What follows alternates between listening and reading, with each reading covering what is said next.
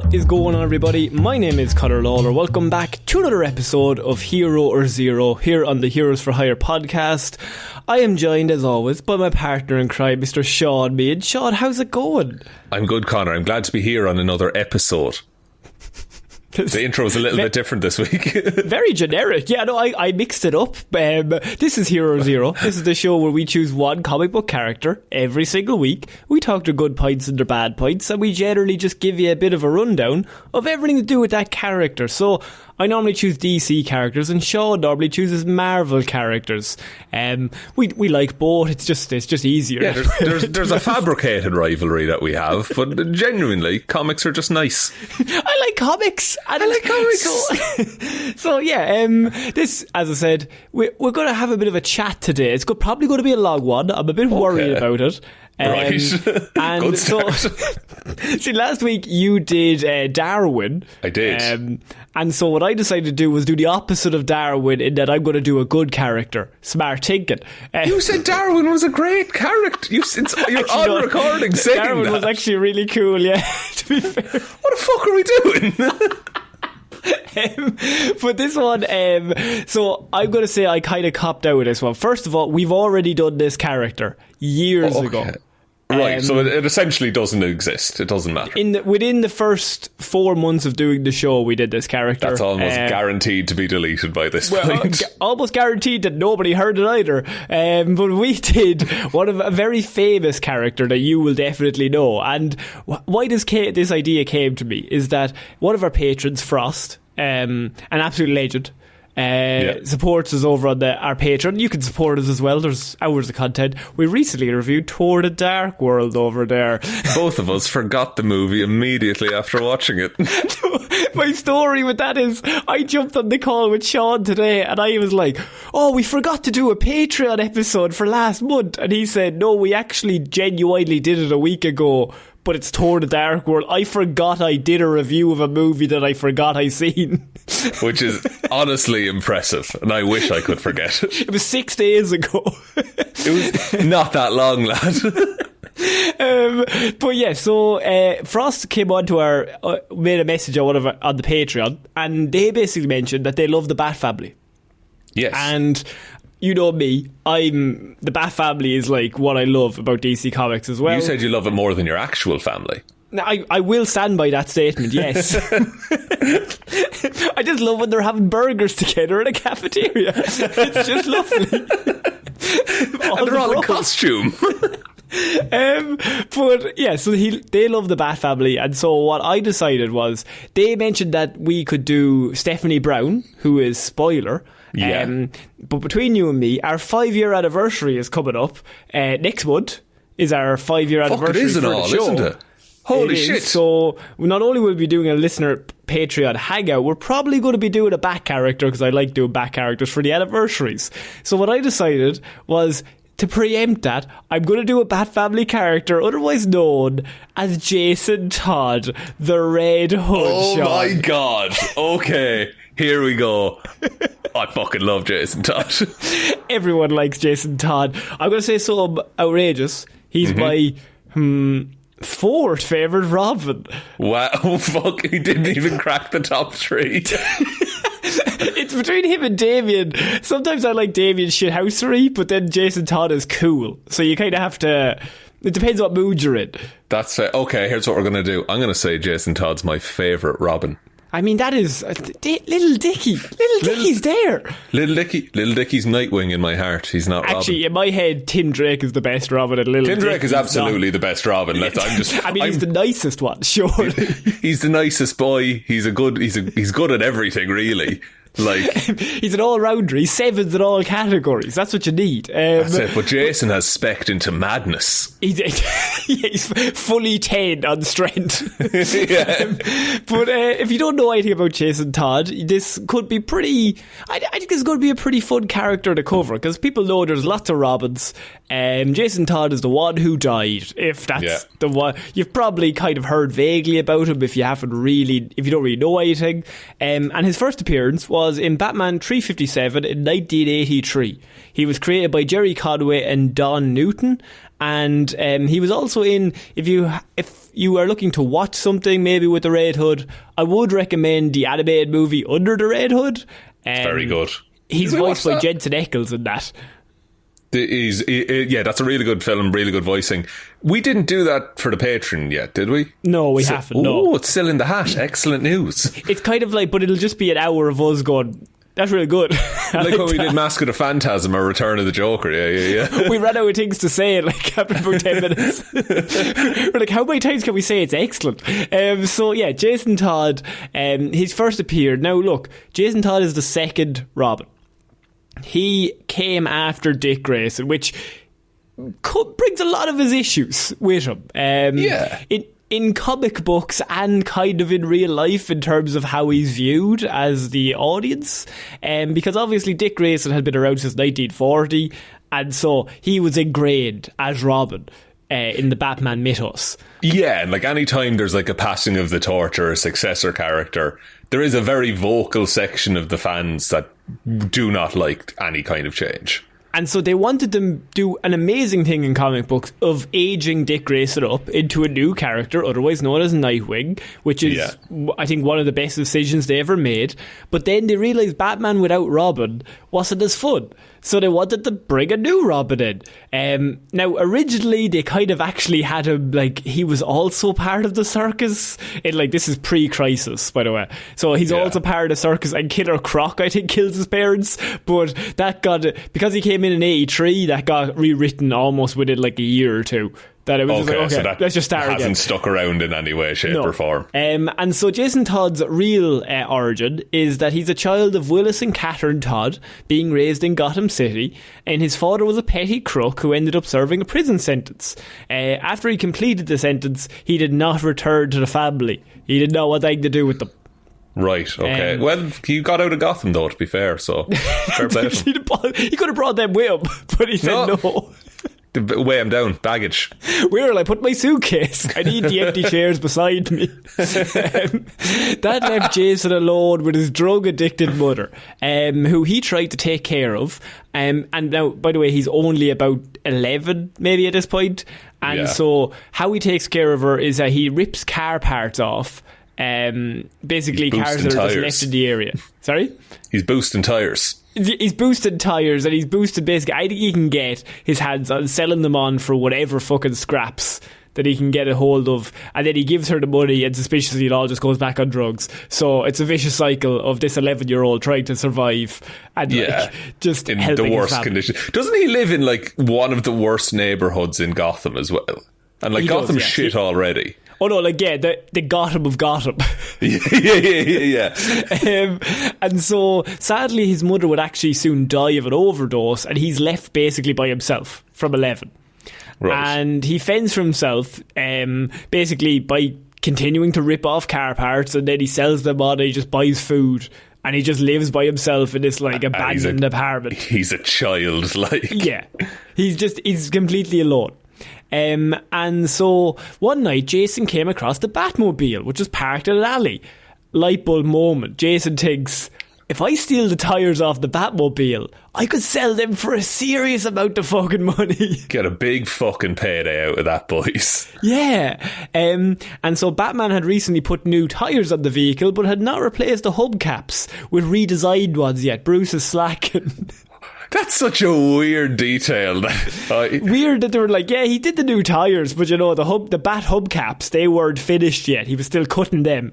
He had exhibits to working on them. Tyres? Like, yeah. The West Coast Customs team was getting them ready. So this created an opportunity that Jason could not pass up, and so he starts stealing the tyres off the Batmobile while Batman's off saving people and like solving crimes. Yeah. And when Batman comes back, he catches Jason in the act.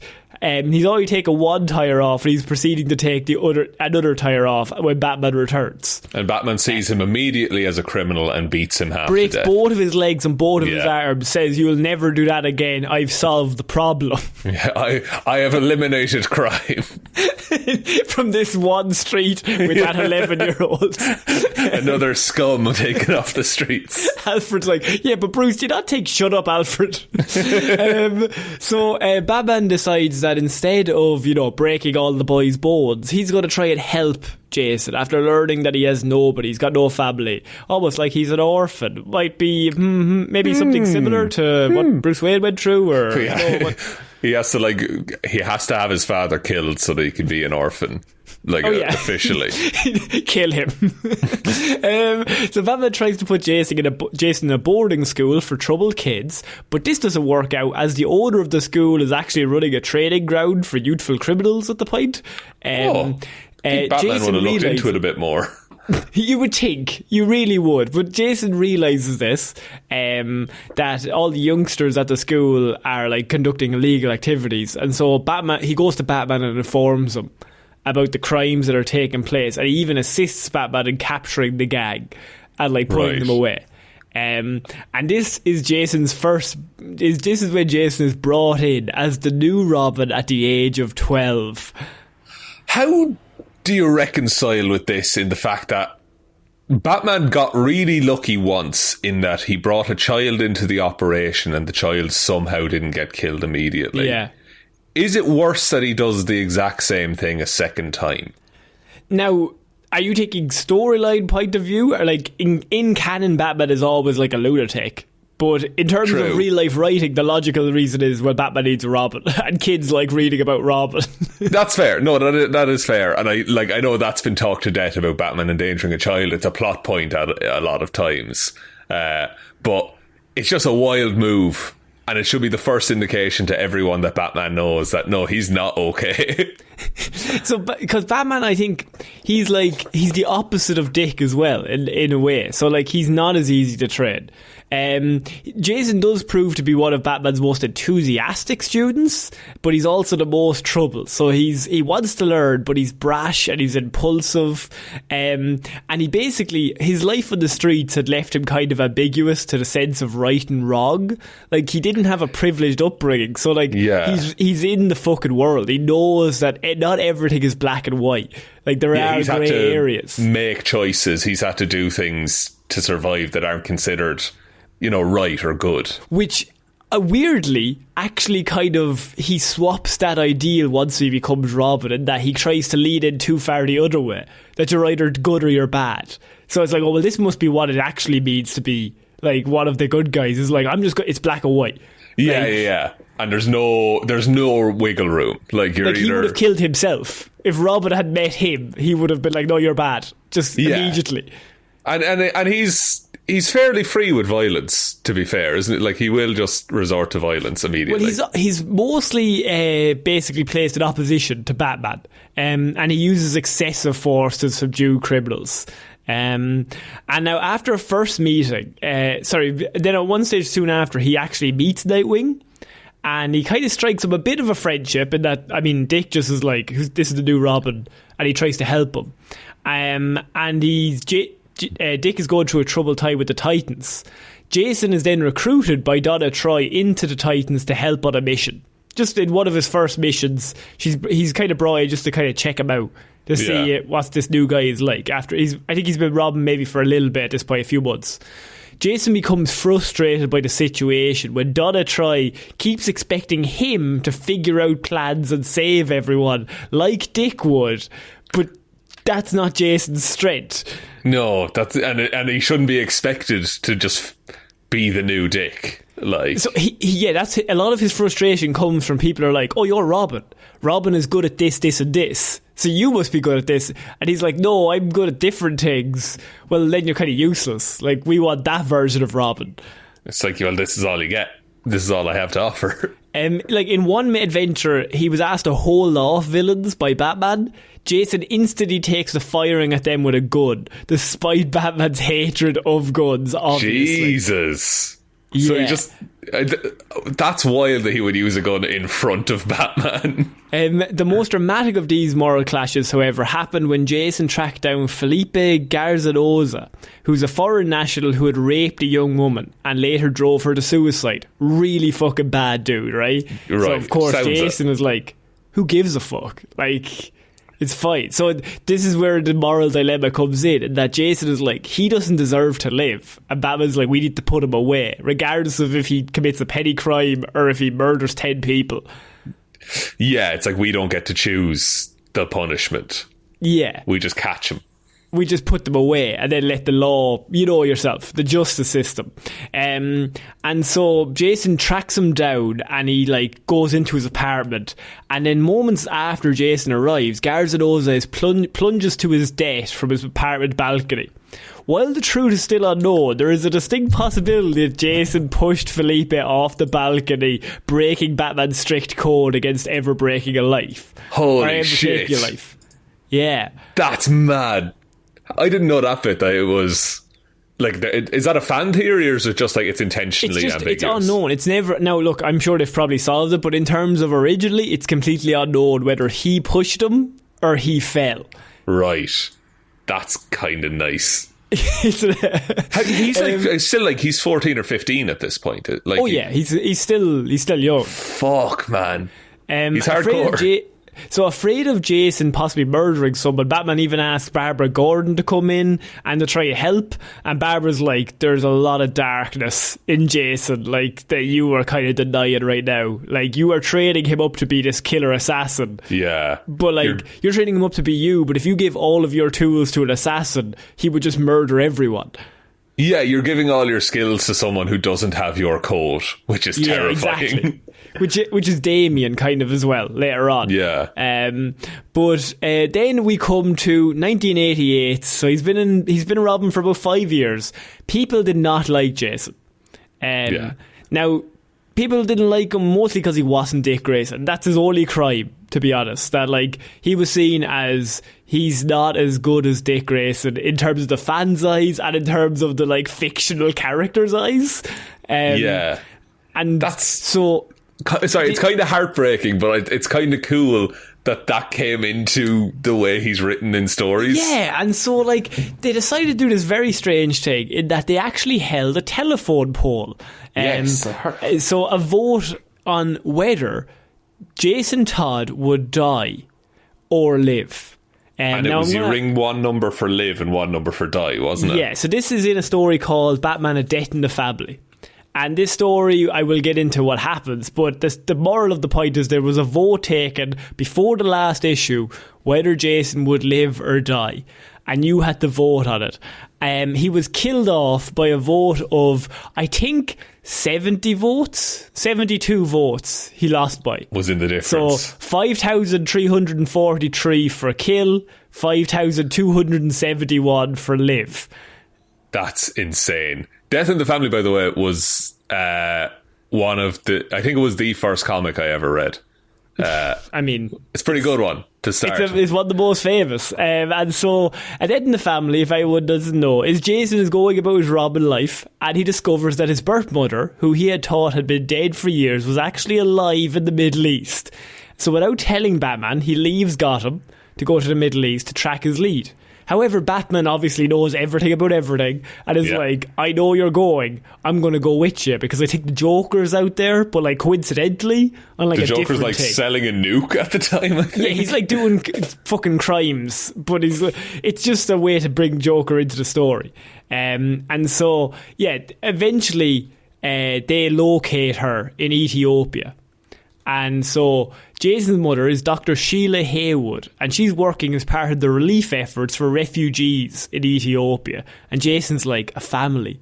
Oh my God. And she's like a good person. Yeah. And it's the opposite of everything I've ever known. Like, it's amazing. Like, his life is now complete. It's like, yes, I don't need to. He's like, I'm going to retire from being Robin. Like, I kind of don't need to be Robin anymore if, like, I have all this. Yeah, and she's going to be so proud of me. Yeah. Oh, Jason. Though the mother and son were happy to be reunited, Jason discovers the truth about her. Sheila had actually a criminal record, and she was embezzling funds from the charity. Oh, and like that's even still, I feel like Jason could get over that. And like, yeah, I think for him, like, he's so fucked mentally at this point. Like, when he gets told this, I think he'd be like, it's fine. we can turn it around. Yeah. It's grand. You can just stop. Like, it's that easy. Like, the Joker, however, knew about this, and he was actually using this to blackmail her into committing crimes in Ethiopia. So the Joker knows Jason Todd's mother, but he doesn't know it's Jason Todd's mother. Yeah, he just has this woman in this charity under his thumb, basically. Yeah. And so Jason, he realises all this comes out, and he follows the Joker and his mother at one point, and they go to a warehouse, Shaun. They do. And Jason alerts Batman to the plan before he goes in. He's like, this is where they are. I've seen them. He originally is like, my mom's getting attacked by the Joker. Like, I'm going to save her. Yeah, she's held hostage. And Bruce is like, no, hang back. Don't go in there. Do not go in by yourself. Wait for me. Batman is he's focused on a truck at that exact moment. It's carrying Joker venom, like, across. So it's like bringing it away. So he's on his bike trying to solve that part. He's like, hold on. Just weigh it out. Let them have their meeting, or if she's in trouble, then you can jump in at that exact moment. But just let's wait and see. Jason, of course, he can't wait in that moment. He's like, it's his mother. It's his mother, and he's just met her. He's like reunited. He's like, I'm going to jump in and save her. I'm going to be a hero. And so he, without his mentor's backup, he springs into action to save his mother solo. She sees him and double crosses him and gives him to the Joker to save her own life. Just like one of the worst things anyone has done in comics, I think. She lures Jason into a trap to protect her secret. Basically, the idea is either you give Joker Robin, who Joker still doesn't know it's her son, or your big dark secret of you embezzling all these funds comes out, and she's like, I did just meet him a few days ago, so yeah, you can have my son, Joker, it's fine. Yeah, and Joker does learn, I think, that it's... Yeah, he does. And he's like, this is even better. This is amazing. It's the best joke ever. It's like amazing. And so Joker takes the opportunity to beat Jason senseless with a crowbar over and over again. It's tough, man. Like, yeah. It's rough in the comic. In the animation, it is like, it's tough to watch. Because he's just tied up. He's just getting the shit kicked out of him, and he's just like 15. Yeah, Joker is just beating the shit out of a child with a crowbar.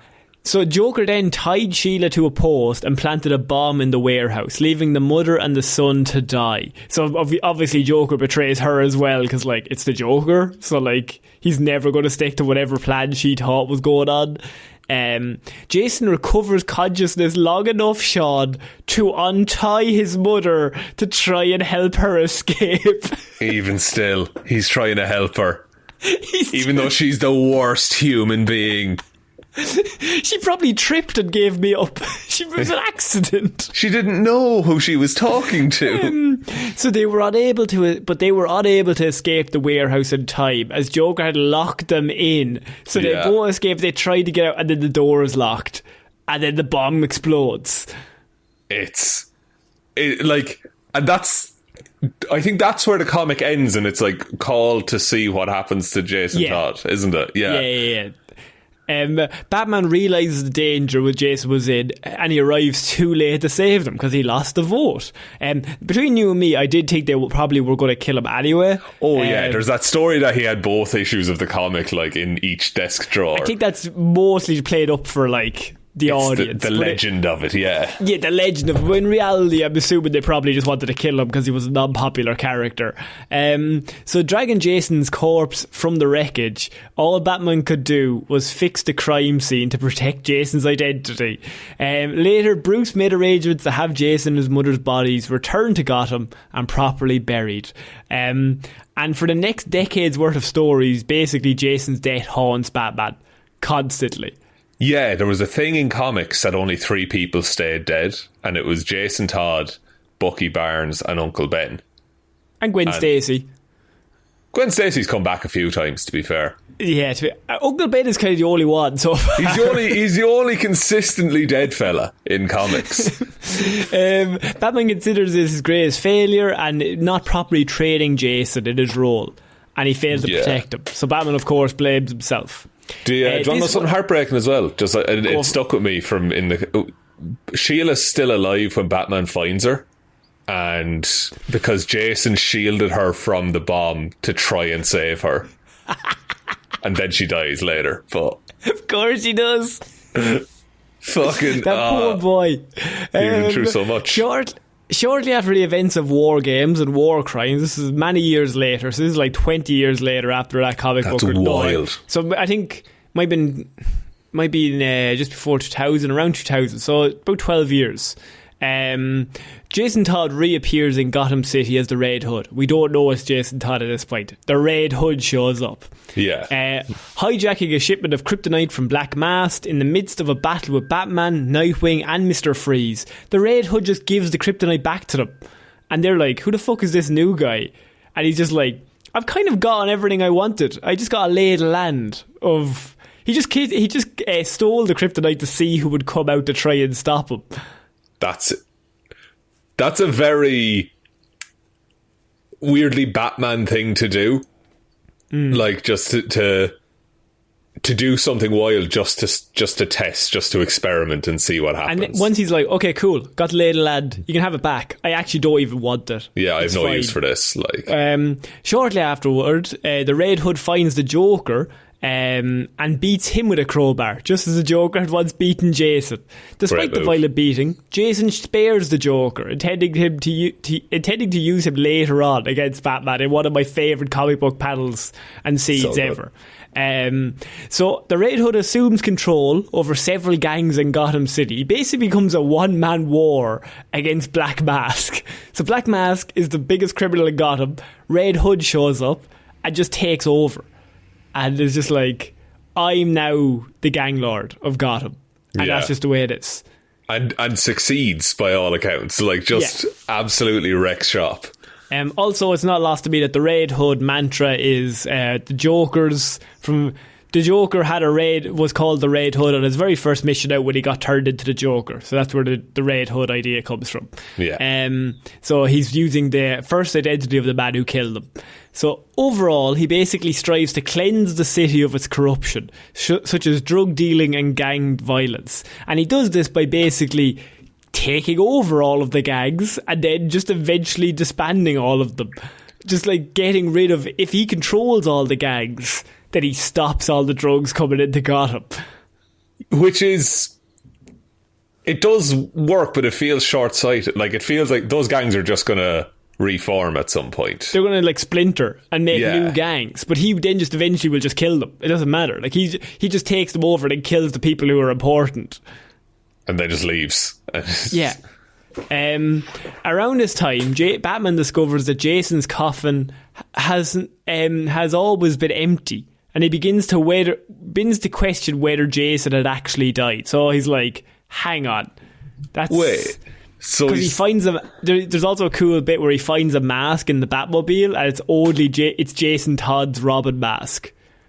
Oh, his little domino mask thing that he wore. Yeah. Right, but is Batman like questioning his own sanity? Like, did Jason actually... A lot of it is like, what the fuck? Like, Jason is dead.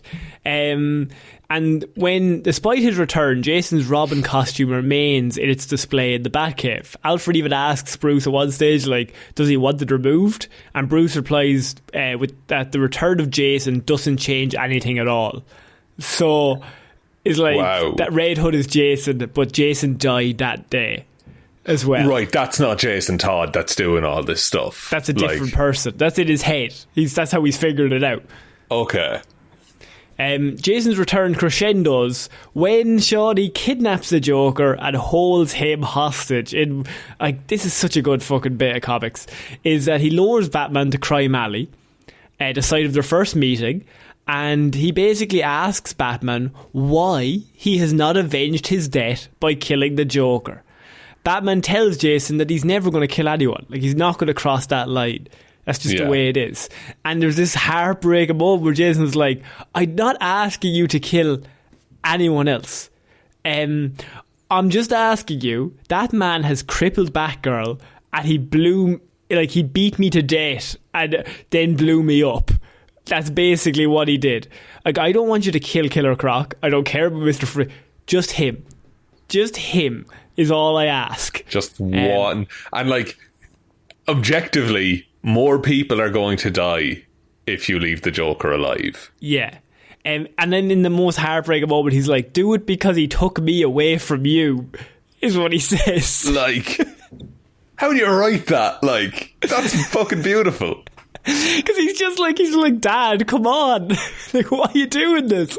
And despite this, Batman explains that it's not too hard for him to kill the Joker, that it's too easy. So he has this very famous quote as well, that it's like, it would be too fucking easy. He says that every day he fantasizes about taking the Joker somewhere private, torturing him for maybe weeks before finally killing him, but refuses to go to that place every single day, because it would be too easy to do that.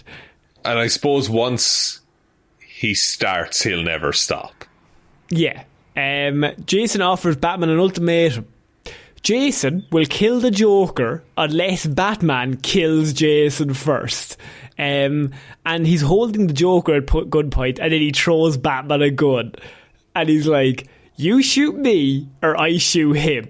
That's the only way out of this. Yeah, so if you want the Joker to live, you have to kill me. Yeah, because it's me or him. That's the way it is.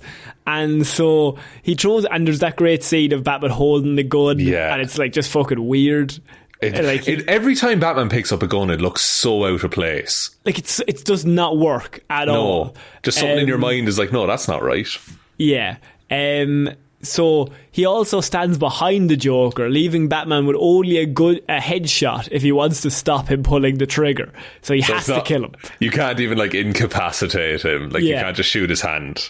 At the last moment, Batman throws a batarang that cuts down an object and slices Jason's shoulder.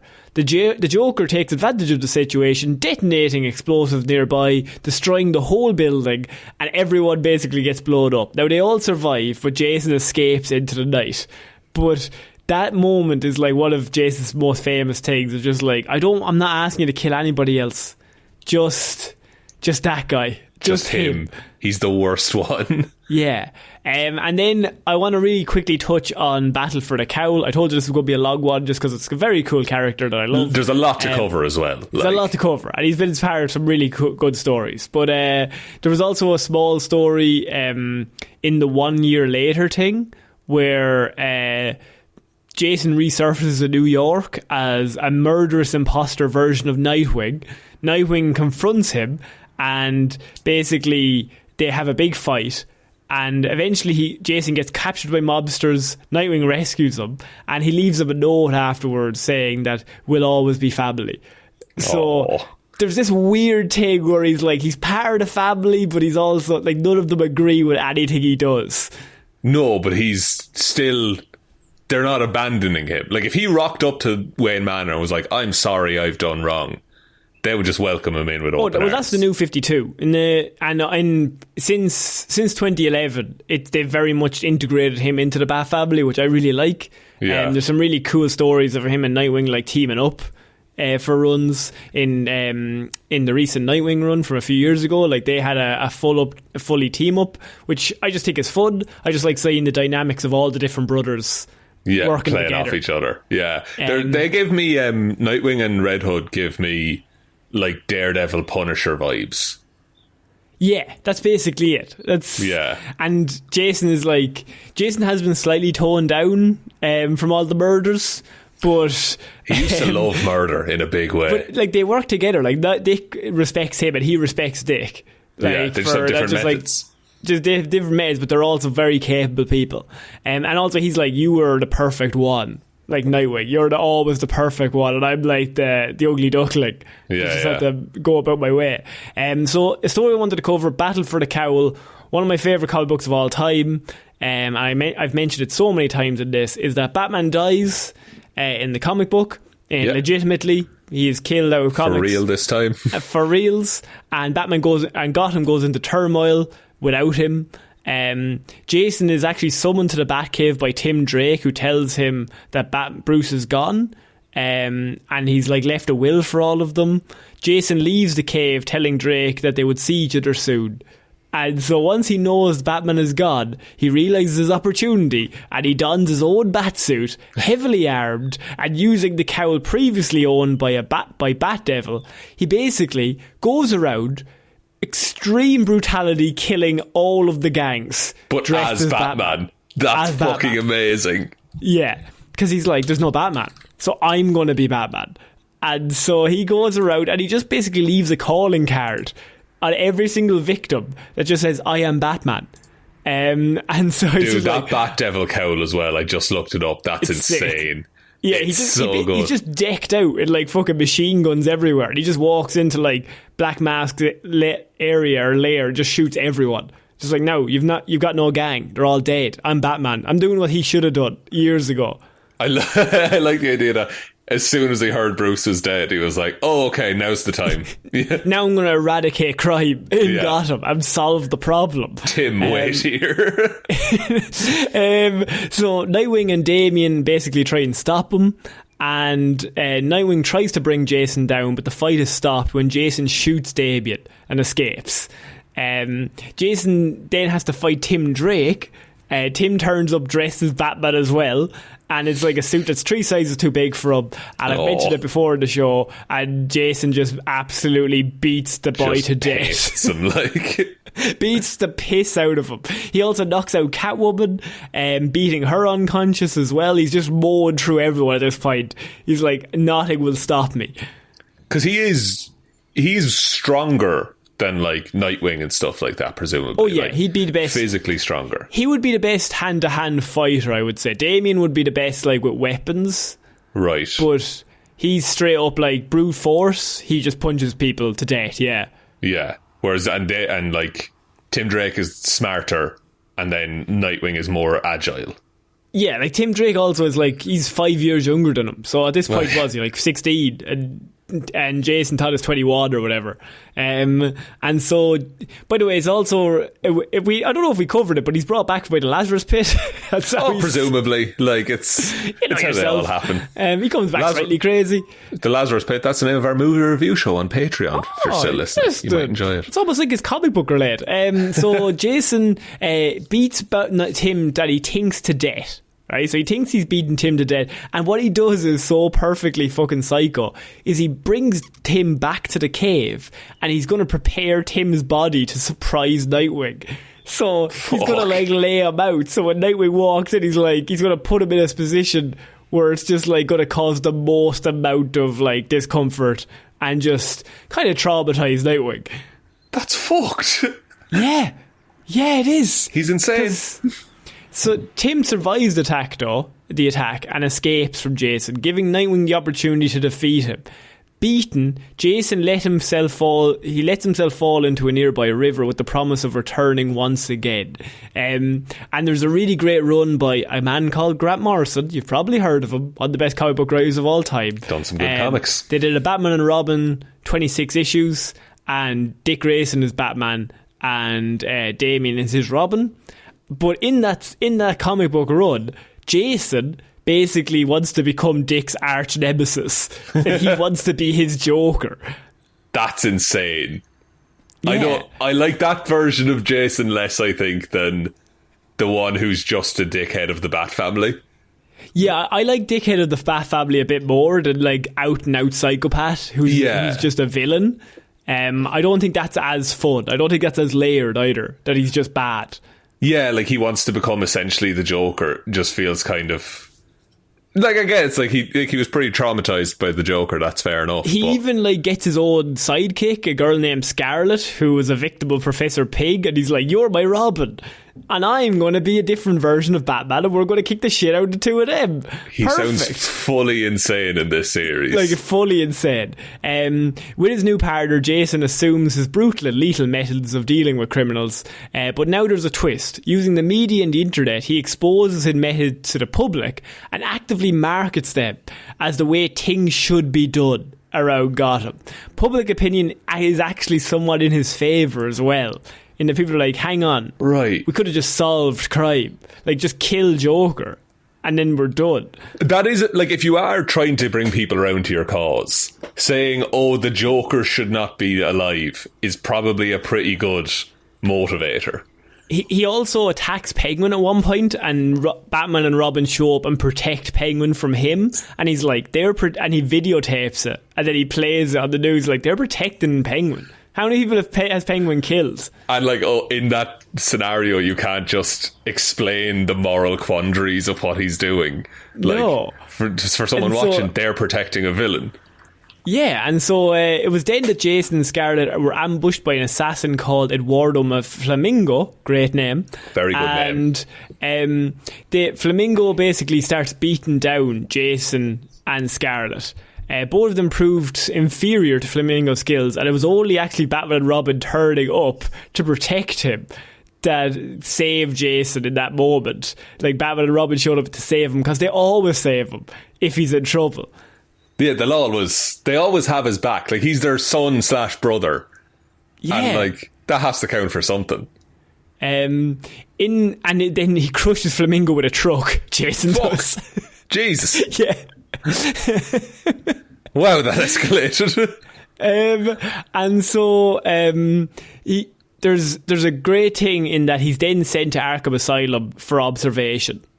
And this is one of my favourite things, is that Jason files an appeal to be moved from Arkham Asylum, stating that he had actually passed all of the psychological tests.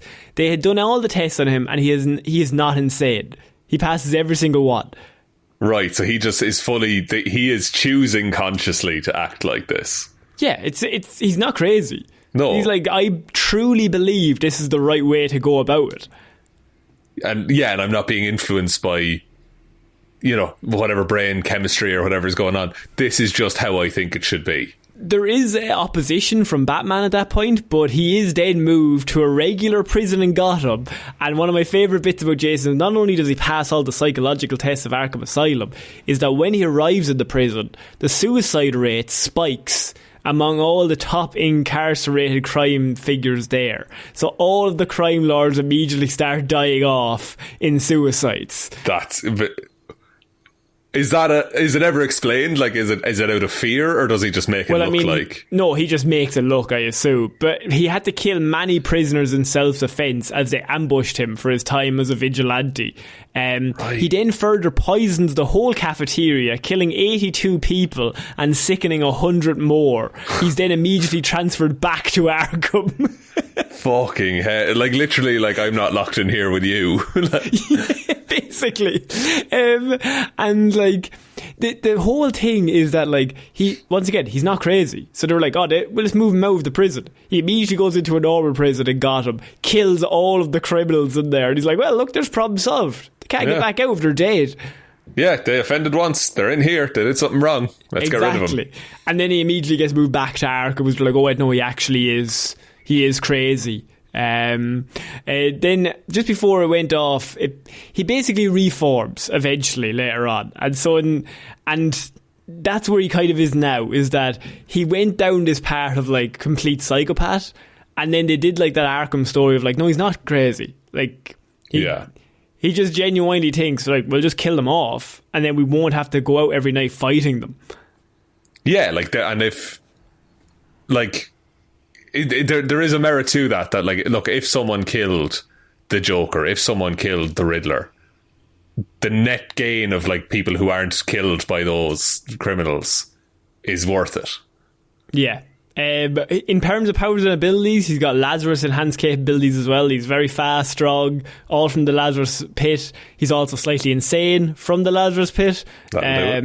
He no longer ages, and he regenerates from injuries at a very fast rate. That's something I didn't actually know, like the mystical side of him. Yeah, he's got peak human conditioning along with that as well, but he also has like some additions. He's also a master martial artist. Like, he's been trained by Batman. He's more of a brawler than all of the rest of the Robins.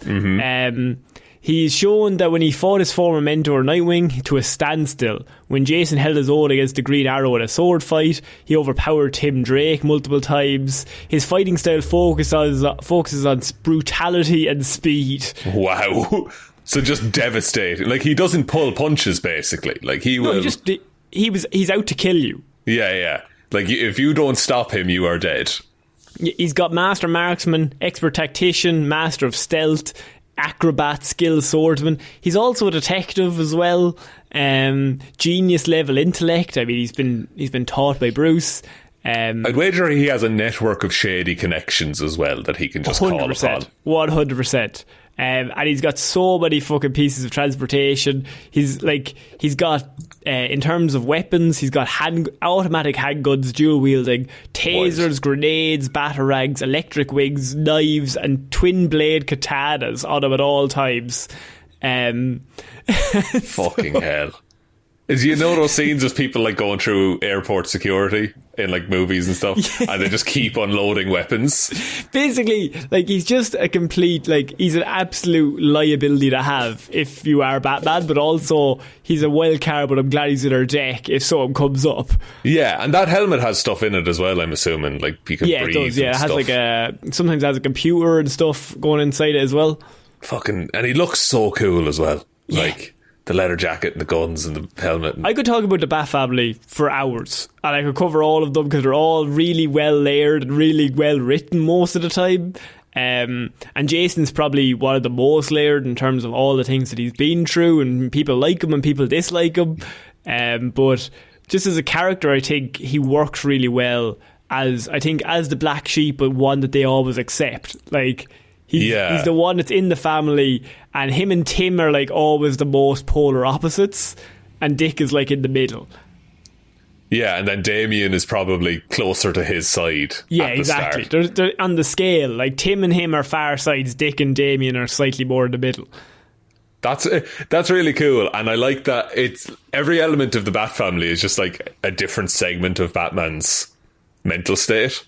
Yeah, and I like Jason is just brutality Batman.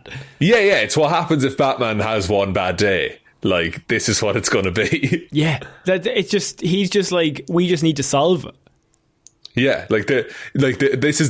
it's too easy. This is the easiest route to go about it, is just kill them all.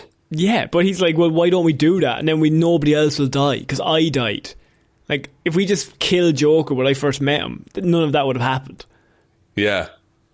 Like, it's wild that a character that has gone through such mental arcs is still as coherent as he is. Unreal. I think that's my report on Jason Todd, Sean. Are you sure? We can go for another 15 minutes if you want. No, I think we're okay. Right, fair enough. Could round it out to the full. No, thanks everyone for listening to this episode of Hero or Zero. We will be back on Monday. We will have a movie monthlies, Mondays, whatever we call it now. That'll be coming out. We'll be back on Wednesday with a Weird News Wednesday, and we'll be back on Friday with another Hero or Zero. Big thank you to everyone over on the Patreon, patreon.com/Heroes for Hire podcast. As mentioned, the Thor review just went up, so Thor 2 review, just went up, so head over there if you want to take a listen to that and also support the show. Other ways to support the show is through our merch store, heroesforhire.ie/shop. The Twitter is @HeroesForHirePod, the 4 is the number 4. Facebook is Detective Divilment's discussion group. Instagram is Heroes for Hire podcast, and the best way to ever help out the show is to tell one human being that we exist. Just the one, please. And I think that's about it, Connor. I think so. So I've been Conor Lorraine. I've been Sean Meehan. I shall see you all next week, guys. Bye. Bye.